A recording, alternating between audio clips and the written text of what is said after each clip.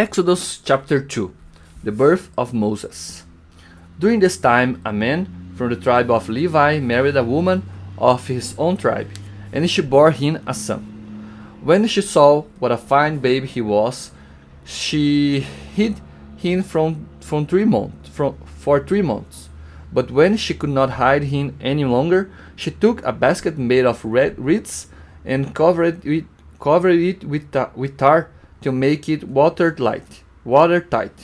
She put the baby in it and then placed it in the tall grass at the edge of the river. The baby's sister stood some distance away to see what would happen to him. The king's daughter came down to the river to bathe, while her servants walked along the bank.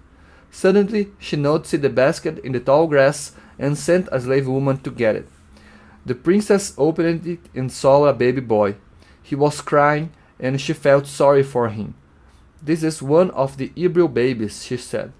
Then his sister asked her, "Shall I go and call a Hebrew woman to nurse the baby for you?" "Please do," she answered. So the girl went and brought the baby's own mother. The princess told the woman, "Take this baby and nurse him for me, and I will pay you." So she took the baby and nursed him. Later, when the child was old enough, she took him to the king's daughter, who adopted him as her own son. She said to herself, "I pulled him out of the water, and so I named him Moses." Moses escapes to Midian.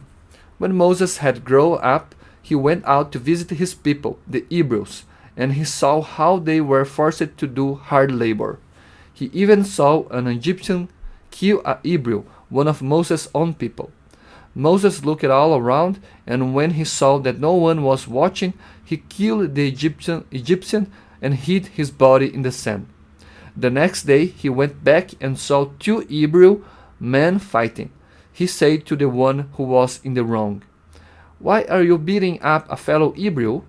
The man answered, "Who made you our ruler and judge? Are you going to kill me just as you killed that Egyptian?" Then Moses was afraid and said to himself, "People have found out what I have done." When the king heard about what had happened, he tried to have Moses killed, but Moses fled and went to live in the land of Midian. One day, when Moses was sitting by a well, 7 daughters of Jethro, the priest of Midian, came to draw water and fill the troughs for their father's sheep and goats. But some shepherds drove Jethro's daughters away. Then Moses went to their rescue and watered their animals for them. When they returned to their father, he asked, "Why have you come back so early today?" "An Egyptian rescued us from the shepherds," they answered, and he even drew water for us and watered our animals." "Where is he?" he asked his daughters. "Why did you leave the man out there? Go and invite him to eat with us." So Moses decided to live there, and Jethro gave him his daughter Zipporah in marriage, who bore him a son. Moses said to himself, "I am a foreigner in this land," and so I named him Gershom.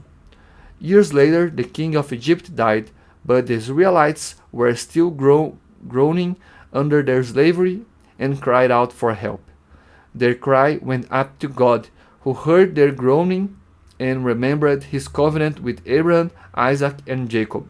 He saw the slavery of the Israelites and was concerned for them.